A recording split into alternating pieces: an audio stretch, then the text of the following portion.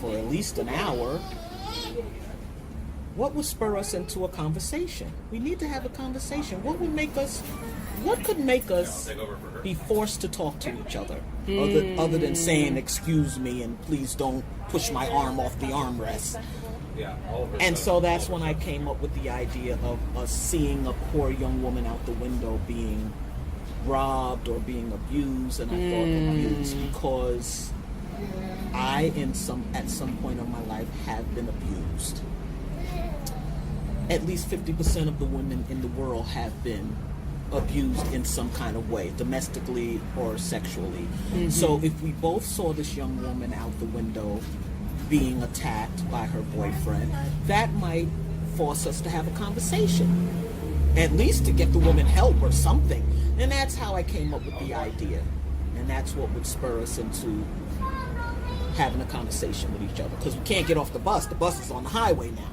And that's how the story came into my head, and I just wrote it all down. What would we say to each other? You know, how would you feel about that? Who would offer the olive branch? Are we going to get off the bus and help the girl? All these things came into it, and that's how the story started.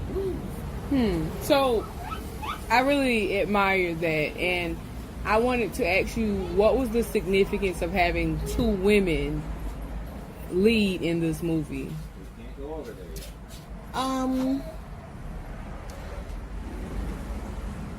Well, I mean, you know, women are more emotional and sometimes more sensitive. You know, two guys would probably not start having a conversation other than football. You're right. Wow. You know? And even two guys that, one black, one white, that might hate each other, they would still talk about football. Somehow, they would just start talking about football or baseball or something.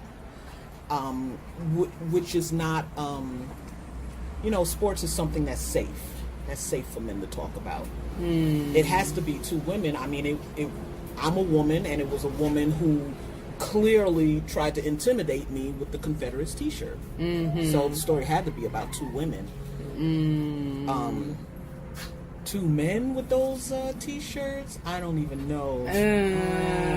It might have just been a fight. Yeah, exactly. It might have been just everybody clear the bus. Yeah, that would have got really hostile. Yeah. So that is brilliant in itself, and I can tell, you know, you have a good general understanding of people in general. Just the demographics was very important because, yeah, women talk more, but sometimes it takes a while for us to break down a wall to actually talk about stuff we like together. So it made a lot of sense to have a triggering experience. Because both women had been through a similar experience. So they both wanted to jump off the bus and help this young woman. But so they couldn't get off the bus. They couldn't help the woman. So they ended up talking about it with each other. They were both triggered. It started out as a play. Oh my God, I forgot what I was going to say. It started out as a play, and it did well. It was accepted into the Atlanta Black Theater Festival. Okay. And the audience started asking a lot of questions. Black Theater, what? The Atlanta Black Theater Festival. Okay. It was a theater festival.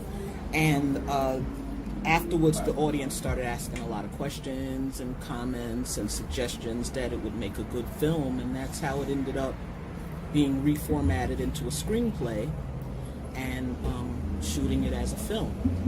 It did pretty well as a play. It was a play in one act, so it was only about 23 minutes long. And then we shortened a few things and made it a 19-minute film. Okay, and I really like...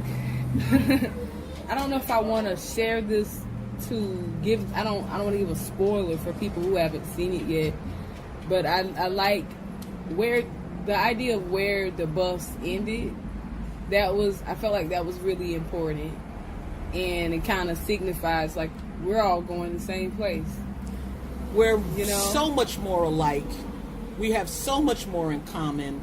All of us, everybody, everyone in this world is connected in some kind of way. There was a movie called 6 Degrees of Separation. Oh. And that's because, only within every six people, we have a connection with someone within those 6 people. So we're all connected in one way or another. Mm-hmm. And once you start talking to each other, you realize that. And how much, how many similarities we have. And as she says near the end of the film, hey, we might even be related. You just never know. I like that. I can't even think of what I was about to ask. Oh, yeah, that part. I wanted to know, where was this filmed? It looked like a very rural area. It was filmed in West Columbia. Oh, really? Mm-hmm. West Columbia to Augusta? Well, the owner of the bus got in the bus and started driving it. He just jumped on the highway. He jumped, I don't know which highway it was. He jumped on the highway, and we were filming, and he was driving, and then he came back around, and, we ended up back in the same parking lot, and the bus wasn't even supposed to move. We were worried about how to make it appear as though it was a bus ride. But somehow the owner of the bus just decided, hey, I'll get in and I'll drive you guys. And that's really great. A godsend, yeah, because we were really worried about how to work that out. And it just worked itself out. Like everything just kept happening, just falling in our laps. Like it was a labor of love, and I did a lot of research as far as budgeting and locations, and everything just happened. It just happened. I feel so really blessed. And I don't say the word blessed a lot because I feel like everybody's blessed. The moment you're able to wake up and get out of your bed or walk out of your door, you've been blessed. You're blessed. Every day is a blessing. So I don't use that word a lot, but oh my God, I was so blessed with making this film. Everything just went bip, bip, bip, bip, bip, bip, bip. I'm so grateful. I'm so grateful. And I just don't know what else to say. I feel so lucky, Well, you should be very proud. You should be proud. I think anytime you are creating this, allowing your dream to come to life, your vision to come to life, sometimes there are challenges, and you're like, I don't know how this is going to get done, but somehow I feel like there's divine timing in everything we do. And then when things turn out good, and now you get, you got an award, and I'm sure this is going to rack up some more awards, you're like, it happened, and you should be really proud. And I wanted to bring up your age for a moment. And I have a reason for asking this. I know some older people are like, don't ask me my age, but there's a reason I'm asking this. And can you tell us what your age is? Yeah, I've been 30 for about 31 years. 30 and 31. Some people would say that's 61. Some people would say that really 16. You know what I'm saying? I love it. And I was just thinking, God bless Toni Morrison. She just passed, and they're going through a lot of her old writings. And she said she thinks, hey, start writing after 40. And there are so many women, just people in general, but I would just want to center women, especially black women, for a moment. We go through so many experiences, and sometimes we put off things that we want to do, and we feel like, it's too late to do this. But you decided, I don't care, I'm 61, I'm going to create a film, and you did it. And I wrote it, yeah. I think I was 56 when I wrote my first play at 56 when we were living in Atlanta, and we produced the play called the Hazel House Collective. I wrote that play. And then everybody said, well, you wrote a play, now what are you going to do? Well, I'm going to find me a place to put on this play, and then I'm going to get me some actors, and we're going to do this play. And that's what I did. I found a community theater near my neighborhood. I bought some furniture from Goodwill, used my senior discount. Hey. got me a couch for $21, put it up on stage. I put an ad in Craigslist for actors. Well, in Atlanta, everybody's an actor. So we did a 3-night run, and every seat was full. Well, it was a small theater, only 80 seats.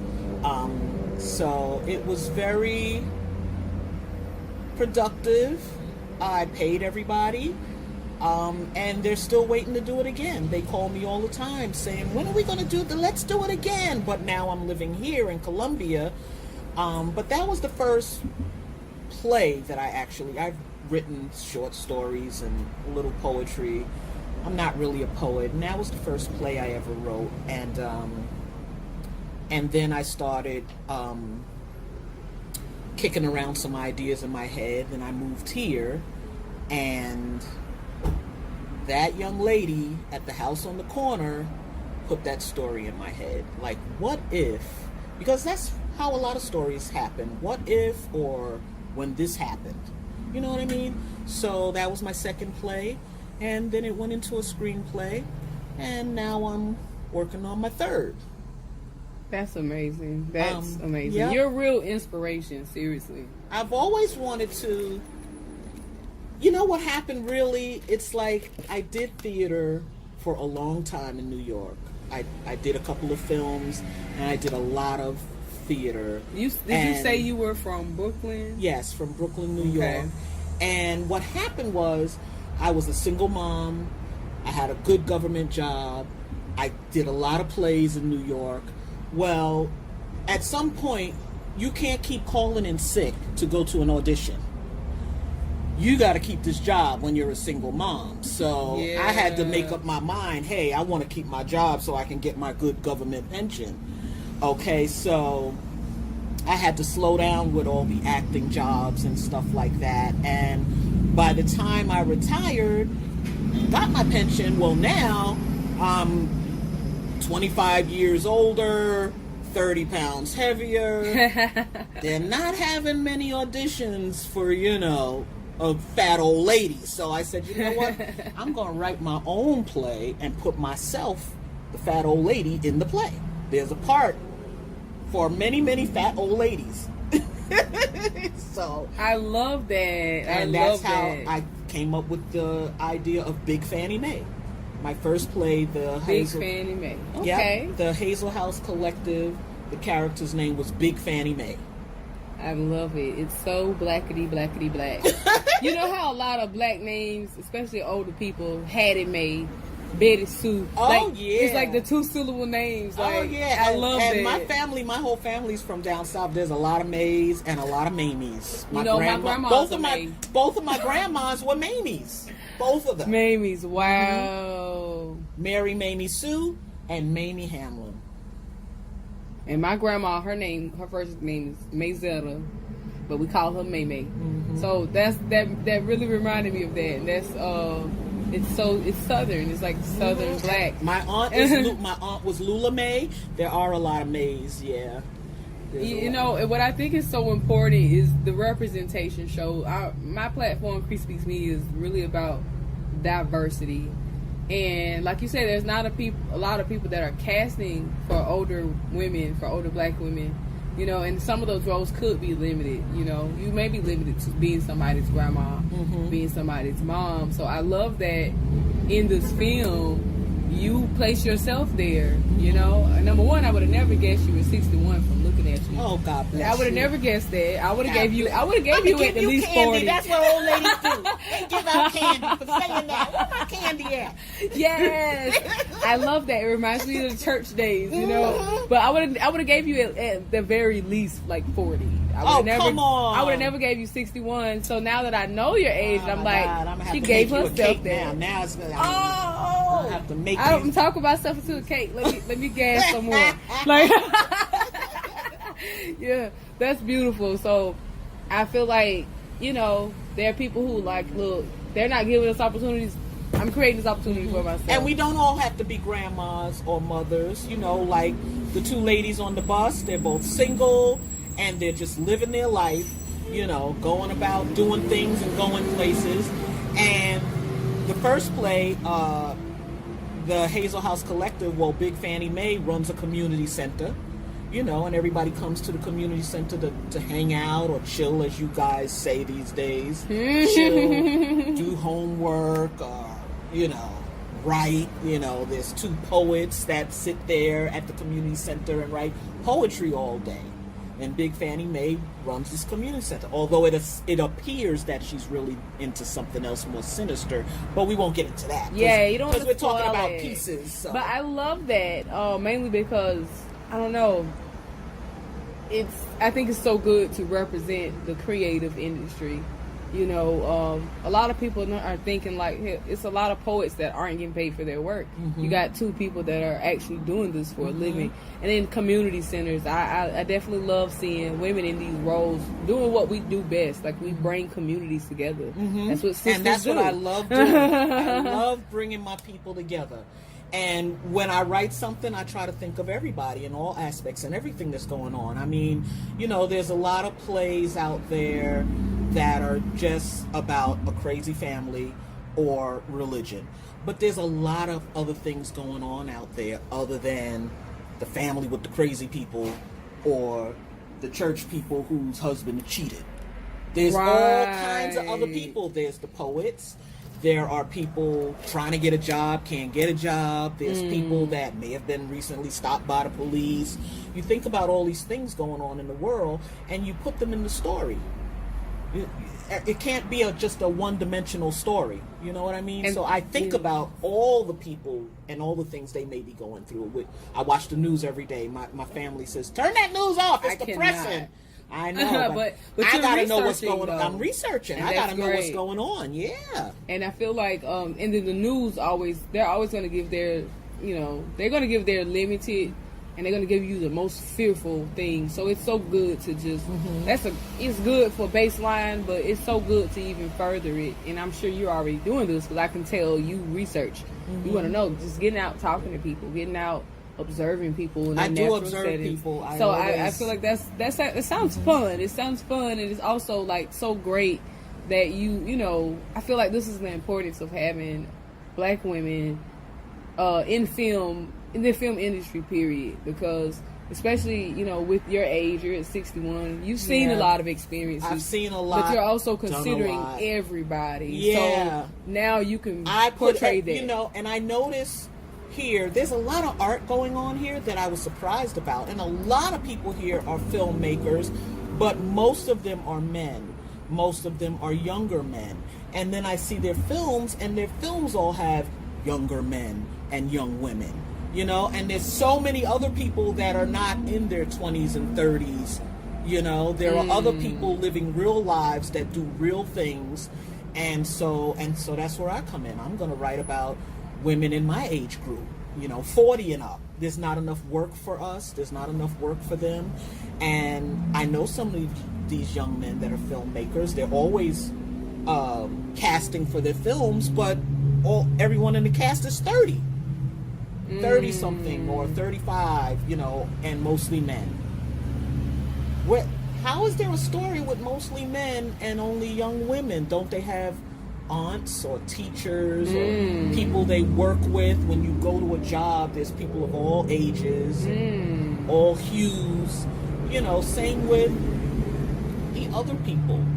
There's no diversity in the other films. Right. But in the real world, there's people of all complexions everywhere you look and everywhere you go.